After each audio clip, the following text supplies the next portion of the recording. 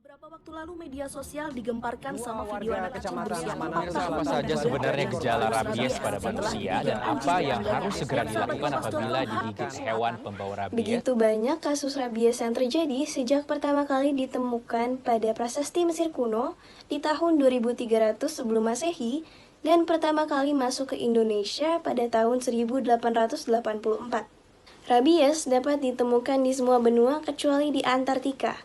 Kawasan Asia dan Afrika menjadi kontributor terbesar kasus rabies hingga mencapai 95%. Penyakit ini merenggut sekitar 59.000 jiwa di seluruh dunia setiap tahunnya. Sementara kasus rabies di Indonesia merenggut sekitar 100-156 jiwa per tahunnya. Sepanjang Januari sampai April 2023 tercatat sekitar 31.000 kasus dengan 11 kematian. Pada tahun sebelumnya yaitu 2022 tercatat sekitar 104.000 kasus dengan 102 kematian. Pada tahun 2021 tercatat sekitar 57.000 kasus dengan 62 kematian. Dan pada tahun 2020 tercatat sekitar lebih dari 82.000 kasus dengan 40 kematian. Hal ini menunjukkan bahwa rabies adalah ancaman yang sangat berbahaya bagi manusia. Lalu, sebetulnya apa itu rabies? Apa bahaya yang dibawanya? Dan apa yang dapat kita lakukan untuk mencegah dan menanganinya? Jadi, kalian yang nonton video ini udah tahu belum sih apa itu rabies? Dan kalau kalian belum tahu, yuk kita bahas bersama. Nah, jadi rabies merupakan penyakit yang berasal dari virus yang bernama Lissa virus. Dari Lissa virus ini karakteristiknya adalah virus yang menyerang sistem syaraf kita. Syaraf yang rusak akan membuat penderitanya ini ketakutan terhadap air dan sensitif terhadap cahaya, begitu juga dengan angin. Nah, biasanya hewan yang dapat menularkan rabies ini adalah ada kelelawar, ada anjing, ada kucing, dan juga ada kera. Bentuk penularannya sendiri ada beragam, melalui cakaran, melalui gigitan, melalui air liur, dan bahkan melalui jilatan oleh hewan yang terkena rabies sendiri. Nah, pada rabies sendiri ada klasifikasi virusnya yang meliputi order, famili, genus, dan juga spesies. Ordernya ini ada Mononegavirus, lalu ada familinya di Rhabdoviridae, lalu di genusnya ada Lissa virus, dan juga di spesiesnya dia ada Rhabdovirus. Dan kalau pengertiannya sudah begitu, lalu gejalanya apa sih?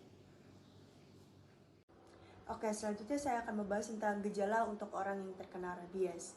Beberapa gejala awal rabies pada umumnya adalah demam, lemas, hilang nafsu makan, nyeri kepala, menggigil, sakit tenggorokan, mual dan muntah, diare, gangguan cemas, sulit tidur atau insomnia, dan depresi. Rabies juga bisa menimbulkan gejala khas seperti kesemutan, nyeri, dan gatal yang sangat mengganggu di area gigitan. Ada juga gejala lanjutan yang digolongkan menjadi dua tipe, yaitu ada gejala lanjutan agresif dan paralitik. Apa itu gejala lanjutan agresif? Penderita dapat mengalami episode marah yang ditandai dengan gelisah, linglung, hiperaktif, muncul keinginan memukul atau menggigit, dan berhalusinasi. Paralitik. Penderita yang mengalami paralitik akan terlihat diam. Namun gejala demam dan sakit kepala akan menjadi lebih berat. Mengalami lumpuh yang menjalar mulai dari area gigitan hingga tubuh lainnya dan dapat menyebabkan kematian. Selain semua gejala di atas, penderita rabies juga dapat mengalami keluhan produksi air liur yang bertambah, sensitif terhadap cahaya, rasa takut yang sangat berlebihan kepada air. Selanjutnya ada priapismus, yaitu ereksi berkepanjangan tanpa adanya rangsangan seksual. Selanjutnya, penyebaran virus rabies. Virus rabies menular melalui air liur, cakaran, serta jeratan pada kulit yang terluka, atau selaput lendir mata dan mulut. Hewan utama penular rabies adalah anjing. Selain anjing, hewan yang juga dapat membawa virus dan menularkannya ke manusia adalah kucing, kera, dan kelelawar, atau hewan yang sudah terjangkit virus rabies. Hewan yang terkena rabies biasanya mengeluarkan air yang berlebihan atau juga bisa memiliki sikap yang agresif. Segera hindari jika kalian menemukan hewan dengan ciri-ciri tersebut. Selanjutnya, aku bakal ngejelasin tentang diagnosanya. Jadi, pada pasien yang telah menunjukkan gejala, dokter akan langsung melakukan pemeriksaan lebih lanjut, seperti tes CPR. Nah, tes CPR ini menggunakan sampel air liur pasien. Dan yang selanjutnya ada tes antibodi. Tes antibodi ini untuk mendeteksi antibodi yang melawan virus rabies dengan mengambil sampel air liur atau darah pasien. Nah, yang terakhir ada biopsi kulit. Tetapi jika memungkinkan, pemantauan tanda-tanda rabies perlu dilakukan selama 10 hari pada hewan yang menggigit. Tahukah kalian bahwa virus rabies memiliki kemiripan dengan Vesicular Stomatitis Virus atau VSV? Kedua virus ini memiliki morfologi, struktur kimia, serta siklus hidup yang mirip. Walau mereka mirip, tentu mereka berbeda. Oleh karena itu, mari kita telah sedikit tentang struktur dari virus rabies. Virus rabies merupakan virus yang berbentuk peluru dengan panjang 180 nanometer dan lebar 75 nanometer. Virus rabies terdiri atas asam nukleat RNA, protein, lemak, serta karbohidrat.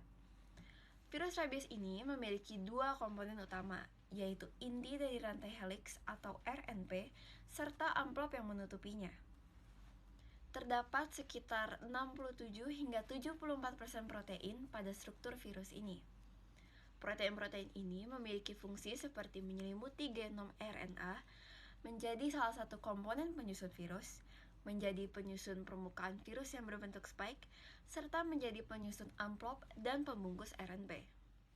Penanganan rabies. Penanganan rabies bisa dilakukan dengan cara yang pertama ada mencuci luka menggunakan alkohol atau sabun. Yang kedua bisa dilakukan dengan cara konsultasikan ke dokter. Yang ketiga bisa melakukan dengan cara vaksin. Jika sudah terinfeksi, segeralah vaksin. Jika sudah terpapar, kalian juga bisa meminum antibodi yaitu imunoglobulin. Lalu yang terakhir, kalian bisa selalu pantau gejalanya ke dokter dan selalu konsultasi ke dokter jika sudah terpapar virus rabies. Pada video kali ini, saya akan menjelaskan bagaimana sih cara pencegahan virus rabies supaya kita terlindung dari virus rabies. Saya akan menjelaskan 3 cara untuk mencegah terkenanya rabies. Oke, langkah pertama, kita bisa melakukan tindakan vaksinasi terhadap hewan peliharaan kita supaya hewan peliharaan kita terhindar dari virus rabies yang akan menularkan kepada kita nantinya. Langkah kedua adalah ketika kita berpergian keluar rumah atau beraktivitas di luar ruangan tentunya, lebih baik walaupun kita misalkan pencinta kucing atau pencinta anjing, jangan kita pegang sembarangan hewan tersebut. Karena kita tidak tahu apakah hewan tersebut terinfeksi rabies atau tidak. Oke, langkah ketiga, apabila dirasa munculnya gejala-gejala rabies yang lebih parah, kalian bisa langsung menghubungi petugas kesehatan seperti puskesmas ataupun dokter di rumah sakit ya. Jaga kesehatan, jaga rabies.